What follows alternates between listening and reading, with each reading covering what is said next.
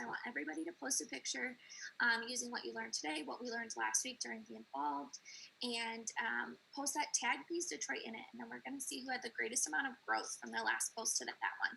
So we're pretty pumped about that. So that kind of goes into our competition.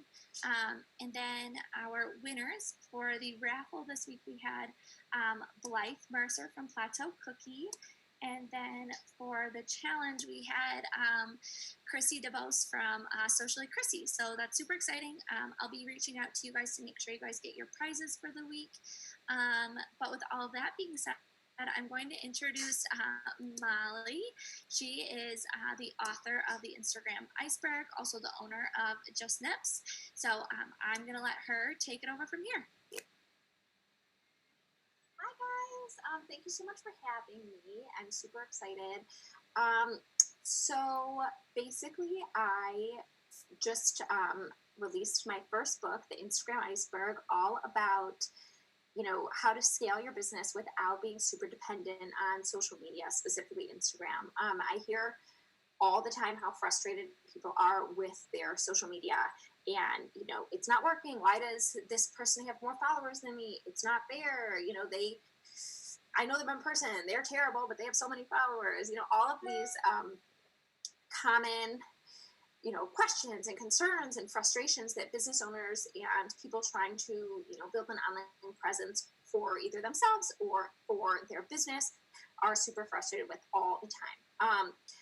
A little bit of background on why I decided to write the book, it'll make more sense, is I started my company, Just Nips, and we make nipple enhancers for women, look like this. And just because we are, super, about the nipple, Facebook and Instagram banned us from doing any promotions and advertising. And this was in 2014 and 15 when using social media to scale your business was all the rage. So since I couldn't do any social media advertisements, and anytime I would post something, even the most benign post or talking about our breast cancer initiatives, which, is the majority of our business, even though we are a breast cancer organization, we were not allowed on social media. We'd get kicked off, and I was faced with the decision to either quit building the company and just give it up, or build my business without social media. And I chose to build it without social. It was a hard decision because I was, just like you guys, and so frustrated and not understanding like why I couldn't crack this code and why I was always getting kicked off. But it was what it was. It still is. And I decided to build my business, and we are now the fastest growing breast cancer organization in the country for the last couple years, and our product is still one of the top breast cancer products around. And I did all that without social media, which sounds super crazy, but now that we have gotten, so much press, so much, action otherwise, it sort of makes sense. And especially today when so many people are seeing that social media isn't all it's cracked up to be, and it's so hard to break through, and it's so frustrating and gets so expensive because you think to yourself, if I just put $10 more into this account, $20, $100, maybe then I'll get more followers. But if any of you have tried this, you will probably agree that that is not the case. So I started writing my book, and it really was just going to be, me writing down my journey with Just Nips. But I ended up researching and interviewing over 50 entrepreneurs who had, any range of small business to massive business. I did case studies on Warby Parker and Glossier, which are, businesses that we look to as, oh my God, they are so amazing on social media. They obviously, know exactly what they're doing. And I learned some valuable lessons that I ended up putting in a book, which clearly changed from just a basically diary of my journey as a founder to a case study and full-on book about what the Instagram and social media landscape is today, and debunked a bunch of myths on what actually happens when you try to be super dependent on Instagram. So my biggest takeaway from researching, again, interviewing over 50 founders and researching a ton more companies, is that the biggest misconception is that followers equal sales. It doesn't. Even if you have so many followers, even if you think that like just one day getting more followers, that'll be, the thing that fuels you to the next level, to get more funding, whatever it'll be, it really is not the case. And the cost of ads are just getting too expensive. So on one hand, some of the work I do now is part therapy, just like talking people off ledge. Like, you don't have to be upset. Like, everybody's in the same boat, even though it seems like Instagram is the only thing right now, the only way to be successful. It's really not. And what I was most surprised about is some of these brands that I look to as being, the leaders in the space were spending so much on social media that they weren't even profitable. And, brands like Glossier, brands like Casper Mattress, these brands are not profitable. And we're sitting there like, wait, how can they not be profitable? They have millions of followers on Instagram and Facebook, and I see them everywhere. And it's like, yeah, you see them everywhere because they're spending all their money on Instagram. But when it comes to it, they're losing money from a product perspective. So for me, realizing this made me feel better about my choices, but also, opened up a world that felt like such a fraud and a sham. And, it was pretty shocking to hear the same thing over and over again. Like, oh, wait, sorry. I'm reading the, We're good. What about me? No, you're good, Molly. It was just, it sends it to all panelists too. Sorry about that. I don't know. I also, though, if it was me, I would not know how to fix that because I'm not very good at Zoom. But anyway,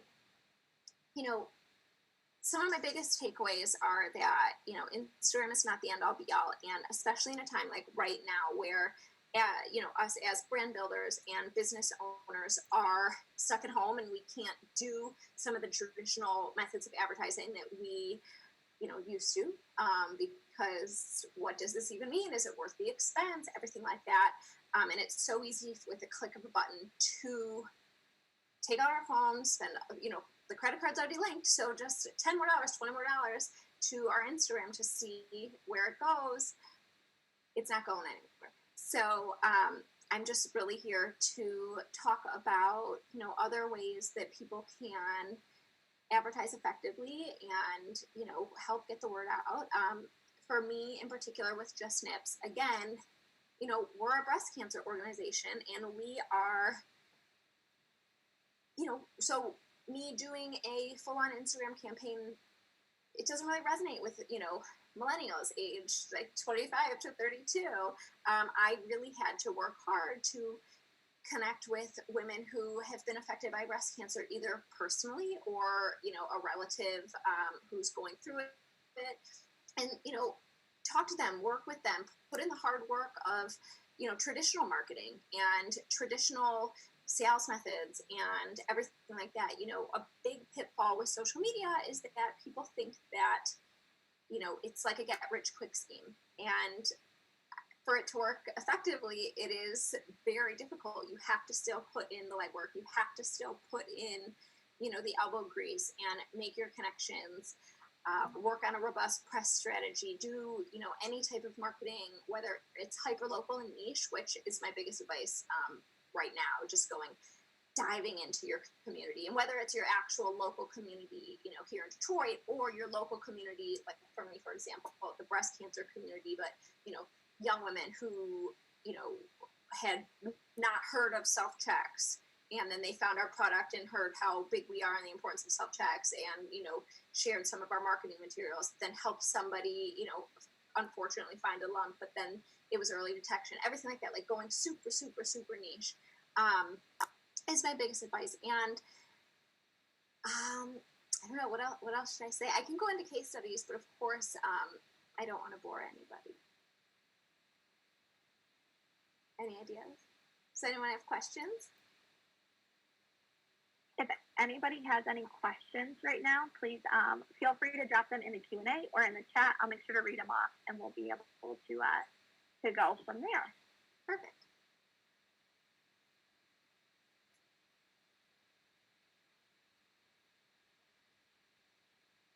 So actually, just, a side note, another thing that I found that really worked as far as marketing, if you look at our Instagram page on Just Nips, like it exists, right? We're kicked off, twice a month, but we get back on now. We can't market still. We can't, pay to play, which, at first I was really upset about, but now it's fine. But we still can post, and I do feel that there are benefits to Instagram. I just want to, clarify, because sometimes people are like, you're so anti-Instagram, but you have an Instagram page.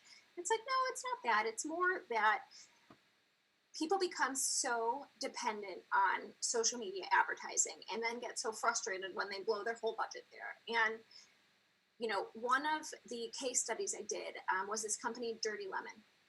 And they make like hyper-infused water with, minerals and vitamins, super healthy. And they're really cool, right? And they're Instagram friendly, everything like that. They, grew up on Instagram. They were spending $3 million a year on an Instagram budget. Everyone was buying their like $12 waters. Okay, that's so crazy. That's so expensive, but that's, the power of marketing. And, one day they just completely disappeared. And when speaking with the founder, and this is, of course, in the book, the founder was basically like, I can spend $3 million on Instagram a year, but I could also take that $3 million and, I could have a store. I could have multiple stores. That's a lot of money. And, there's a saying going around right now that customer acquisition costs, so the costs, to get people to, see you, hear about you, ultimately convert to buy your product, is the new rent. So at the beginning of the direct-to-consumer landscape, so many people were thrilled at the idea that digital marketing was, cheaper than rent. You don't need rent. You can completely cut that out. You can remove the storefront, remove that, and just be completely digital, because digital ads were, at the time, cheaper than rent. But now it's completely switched. And especially now, unfortunately, with everything that's going on, there's going to be a lot of empty retail, a lot of empty space, and a lot more landlords and everything open to, short-term pop-ups. Back in the day, you had to sign a 10-year lease on a space and, hope for the best. Hope your business survives 10 years. Now landlords are much more open to testing it out, trying short-term things, having more of a pop-up model, even if a pop-up is a year. Going back to basics as far as marketing is concerned, I think, is the name of the game right now. And, you may think that having a storefront, like that's a store, that's not marketing, but of course it's marketing. Everything is marketing. And thinking of it in that way, any way to get the word out, any way to double down on your brand efforts, and find people organically, preach your message, get real fans that, didn't see you from an ad. Another company that I profiled was a baby company, and they make strollers and high chairs and all that stuff. They're called Lalo. And they found that in the baby world in particular, you're not just going to believe anyone on the internet. Like if you're a parent and you're looking for a stroller, it better be, super safe, super certified, all of these things. So in these really, really tough markets where, you have like Gerber and all of the, name state brands with huge marketing budgets able to buy out all the advertising inventory in your department, your area, and target the people you're also targeting, trust goes a lot farther than an ad. And it's harder to gain trust from, a single advertisement. But what they did instead, when they realized that, hey, our Instagram ads, we're doing everything right, everything's pretty, there's a lot of white space, very like chic branding, super minimalist, like everything was, right from a branding perspective, but they were not converting from these ads. And what they found was that the second they stopped the ads and started focusing on connecting with people in mommy groups, people who were, what to expect when you're expecting in these like pre-parenting classes, and she's like, hey guys, we're here, we're a new brand, so what do you guys care about? Do you care about safety when it comes to your kids?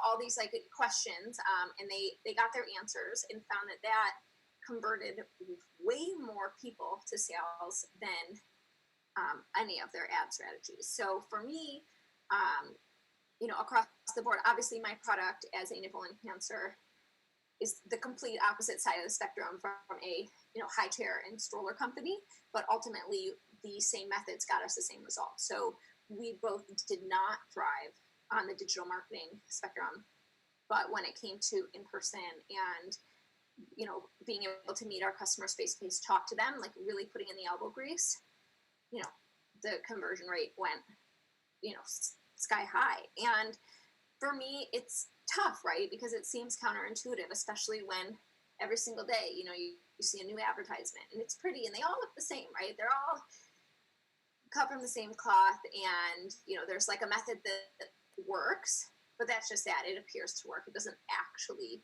work when you get down to the numbers, especially on what they're paying. If you're paying so much money on digital marketing, what aren't you paying for? Because especially new companies, and especially if we are all sitting here trying to figure out what we want to do with limited budgets, and especially do we really want to be spending that much right now? That's another concern from a business perspective, a personal perspective, like what is going on. It's super scary.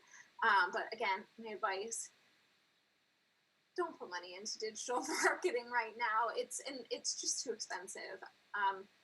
And another thing, someone asked me the other day, you keep seeing like some of the biggest brands, right? Pepsi, McDonald's, Burger King, whatever, all of these huge brands are back. Like you didn't see them as much when, your advertisements on your Instagram were saturated with, the new direct-to-consumer company that just got a ton of funding, out in San Francisco or whatever it is. But now all of those people are realizing, hey, this isn't working. They've pulled back. And it's all, these historic companies, Burger King, McDonald's, everything like that are the ones who still have the money. And for them, it's just small expense, right? You can't compare my nipple company to Burger King. Like from a budget standpoint, that's not obviously something we can compare. But, when trying to, if they're the only ones, able to afford the digital marketing inventory right now, what does that say about the landscape? So I would love if anyone has any questions. Also, you can get the book if you want. I put a code for 10% off and free shipping on our website, the InstagramIceberg.com. The code is BeaHive, and BEA, if you guys know. So if anybody wants to order, 10% off, free shipping, everything like that. And then if you have questions, please let me know.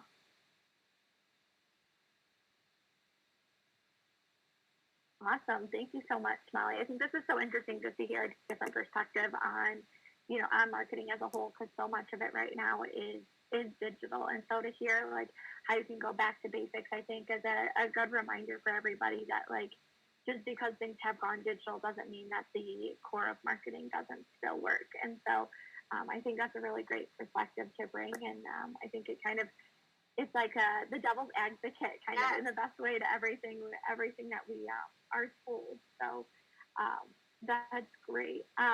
If anybody has any questions too about the book, you should have received the link in the newsletter under your Hive perk.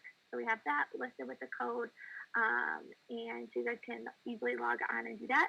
Looks like we do have a question here from Laura. Cool. What 3 strategies would you recommend in this time to grow your brand? So obviously I don't know what type of brand you have, but in general, I would go back. I would go, use Instagram, use social media as a digital catalog of what you're offering, right? It is Instagram's not going away.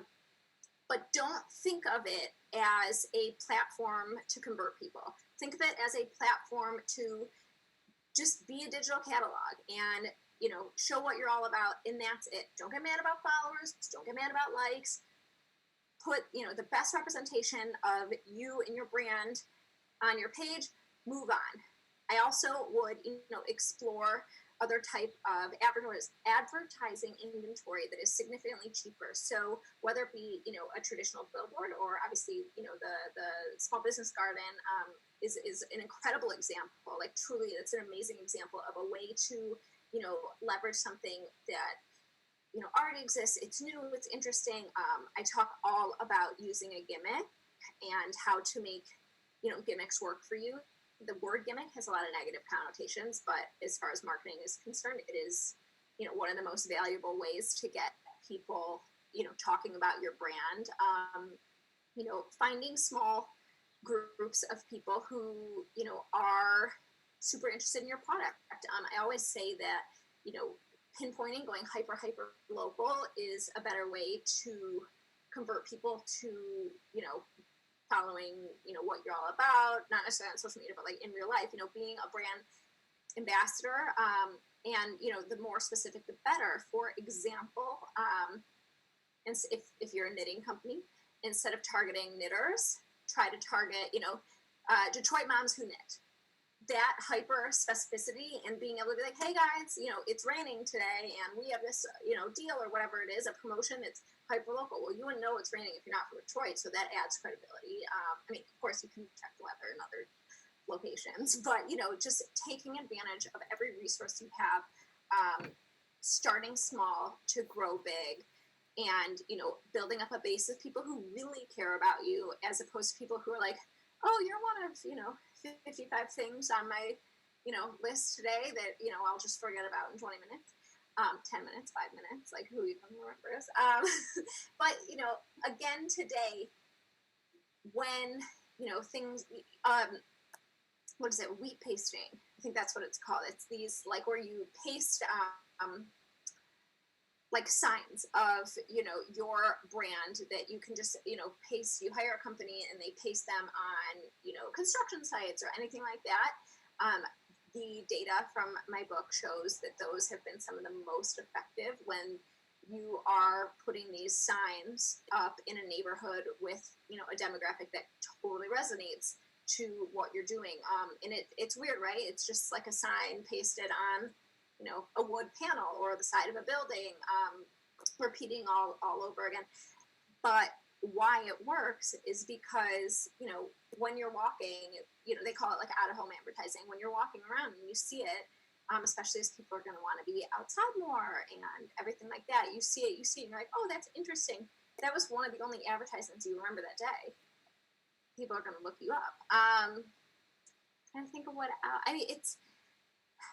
I guess my biggest advice for right now is that, advertising inventory in the outdoor spaces is significantly cheaper than it was. Take advantage of that.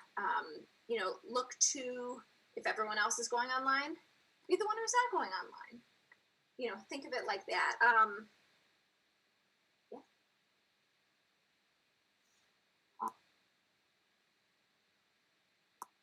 Awesome. Thank you so much. If nobody else has any other questions, we'll get things wrapped up today. Molly, I so appreciate you popping on here again, Sure. providing some additional perspective and just a different way to look at things. I think is so great. And I think right now when everyone needs to think outside of the box a little bit more, this could hopefully get people's wheels turning. So we really appreciate it. Everyone will be back here again tomorrow at 11 a.m. So we look forward to seeing you guys then. Everyone have a great day. Thank you.